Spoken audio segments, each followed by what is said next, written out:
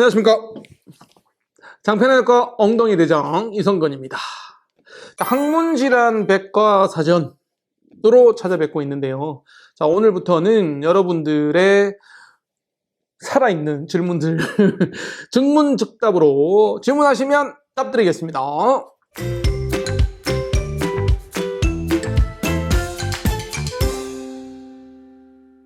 치질 수술 받았습니다.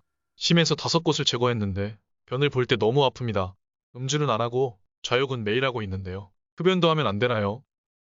흡연이 통증하고 연관이 좀 있죠. 네, 흡연을 하시면 관략근이 경련하는 문제가 좀 생기기 때문에 통증은 좀 있을 수 있는데요.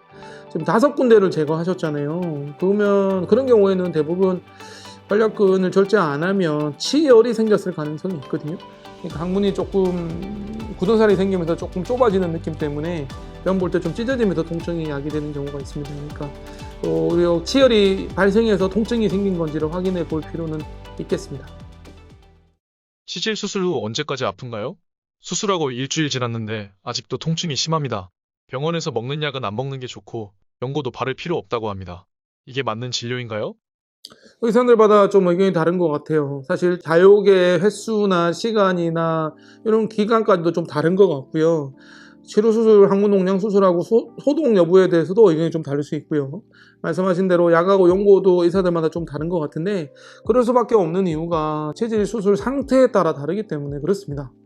물 다해도 된다 안 된다 이것도 상처 상태에 따라 다르기 때문에 일률적으로 말씀드리기는 힘들고요. 보통 통증은 저는 대변을 2-3번 정도 보고 나면 좀 좋아진다 라고 말씀드리는데 마찬가지로 치질을 한 군데 떼신 분들은 금방 좋아지시고요. 3군데 4군데 떼신 분들은 회복될 때까지 좀 시간이 걸리는 편이죠. 보통은 한 일주일에서 열흘 사이에 어느 날 아침에 일어나면 갑자기 좋아지는 드라마틱한 통증의 완화가 특징이긴 한데 어느 정도 살이 차오를 때까지는 조금 통증은 야기될 수 있습니다. 치질 수술 후 합병증 이야기입니다. 치질 수술 후 6개월 정도 지났는데요. 최근에 변이 가늘게 나옵니다. 항문 협착 같은데 진단이나 수술을 다시 해야 되나요? 일단 진단은 필요하고요. 항문 협착이 그렇게 흔하지는 않아요. 보통 1% 정도 얘기를 하고 다행히 장편외과는 아직 개원하고 나서 한 번도 없기는 했는데 확인은 하셔야 돼요. 협착이 맞는지 안 맞는지. 다른 병원에서 수술하시고 협착 같다고 저희 병원에 오시는 분들을 뵈면 협착이 아닌 경우가 많거든요. 그냥 일시적으로 좀 좁아져서 불편한 경우가 많기 때문에 저는 개인적으로는 협착 때문에 수술을 썩 권유드리지는 않아요. 왜냐하면 협착이 정말 협착이라면 새끼손가락도 안 들어갈 정도로 좁아지는 건데 그런 경우에는 항문을 좀 넓혀주는 수술이 필요하고 이게 또 변실금이라는 문제가 생길 수도 있기 때문에 협착은 정말 신중하게 수술 여부를 결정하셔야 되는데 진단 자체는 반드시 필요하겠습니다. 치질 수술 부작용으로 변실금이 생길 수 있다는데 그런 일이 흔하게 발생하나요? 흔하지는 않다고 보통 저는 말씀드리고요. 제가 장편외과 수술하신 분은 단 한 번도 없었습니다. 변실금이 생기는 원인은 사실 여러 가지가 있는데 관략근을 좀 절제한 경우에는 생길 수 있죠. 치질 수술하면서 관략근 절제를 같이 하시는 분들도 좀 계시거든요. 의사 선생님들이. 그래서 그런 경우에는 변실금이 좀 생길 수 있기 때문에 흔하지는 않지만 발생은 할 수는 있고요. 적어도 장편외과 때 제가 수술하신 분 중에는 절대 없을 겁니다. 저는 관략근을 절제하지 않거든요. 치질 수술은 웬만하면 하지 말라고 하던데 치질을 방치하면 다른 합병증이 생길 수 있나요? 아닙니다. 네, 체질은 놔둔다고 해서 암이 되는 건 아니고요. 체질은 좀 불편하죠. 좀 심해서 그냥 놔두면 불편한데 증상이 있을 때는 약하고 연고 좌욕으로 좀 하면 도움이 좀 되실 거고 체질이 있다고 해서 반드시 수술을 할 필요는 없다고 저도 역시나 주장은 하고요. 체질은 놔둔다고 해서 문제될 건 없습니다. 치료는 놔두면 문제가 될 수 있기 때문에 반드시 수술은 하셔야 되지만 체질은 그렇지 않습니다. 치질 수술 받은 지 한 달 되었습니다. 아직 붓기도 있고 변 볼 때 통증이 있어서 진료를 받았더니 회복이 느리다며 변비일 확률이 높다면서 2달이 되어도 이러면 항문을 넓히는 수술을 한다고 합니다. 치질 수술하고 술, 담배를 끊었는데 담배가 변 볼 때 도움이 된다던데 흡연을 다시 해야 할까요? 아닙니다. 담배는 안 됩니다. 담배는 독약이니까요. 담배가 장 운동을 촉진을 해서 변을 좀 잘 보게 한다는 그런 얘기는 좀 있습니다만 그럼에도 불구하고 담배는 저는 개인적으로 반대를 하고요. 아직 시기적으로 얼마 안 됐으니까 조금 더 기다려 보시는 게 괜찮을 것 같아요. 아직까지는 좀 불편할 수 있는 시기긴 해요. 체질이 좀 심했던 분들은 그 시기가 좀 더 될 수는 있고요. 제가 대략적으로밖에 얘기 드릴 수는 없지만 대부분은 또 증상이 좋아지시고 설사 문제가 된다 하더라도 뭐 항문을 넓히는 수술까지는 안 하셔도 되는 경우가 상당히 많으실 겁니다.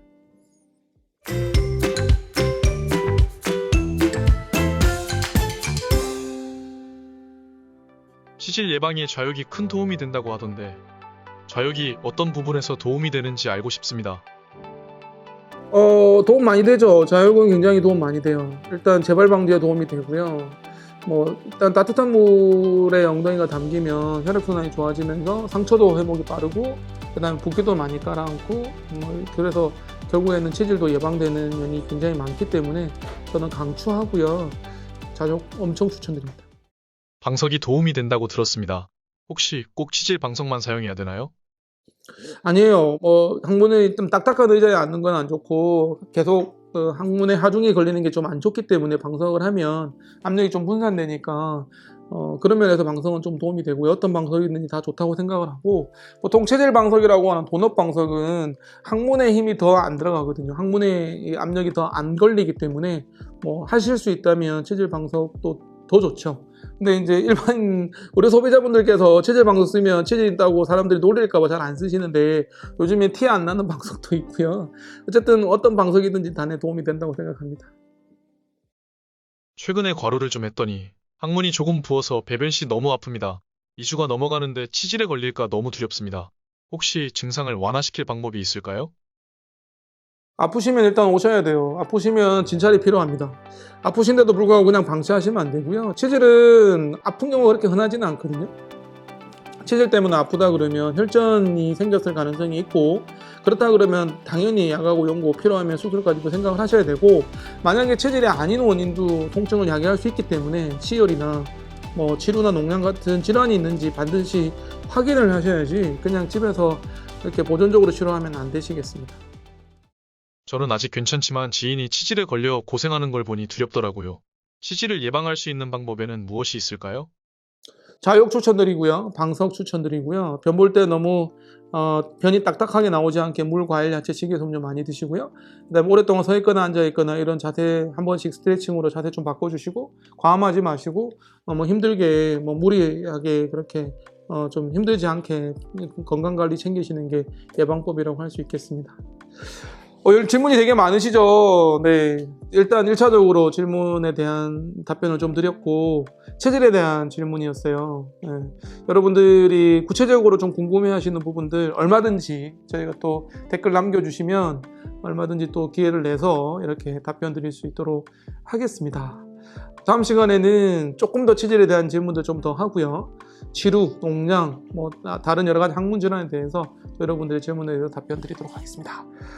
여러분들의 항문 건강을 지키는 항문 건강 지킴이 항문질환 백과사전 엉덩이 대장 이성근입니다. 고맙습니다.